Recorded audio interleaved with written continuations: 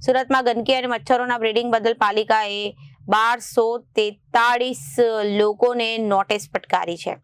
એસએમસીના આરોગ્ય વિભાગ દ્વારા પ્રી મોન્સૂન કામગીરી અંતર્ગત શહેરમાં સઘન સર્વે હાથ ધરવામાં આવ્યો છે। મચ્છરોનો ઉપદ્રવ અને રોગચાળો અટકાવવા માટે પાલિકા દ્વારા બાંધકામ સાઇટ્સ પર સર્વેની કામગીરી હાથ ધરાઈ।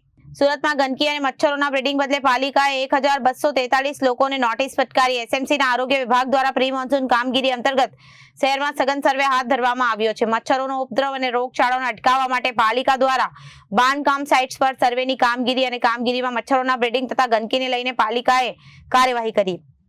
પાલિકાએ એક સપ્તાહમાં 5.02 લાખ રૂપિયા ઘરોને સર્વે કર્યો અને જેમાં 14.85 લાખ સ્પોટની તપાસ દરમિયાન 4427 જગ્યાએ મચ્છરોના બ્રીડિંગ મળી આવ્યા હતા।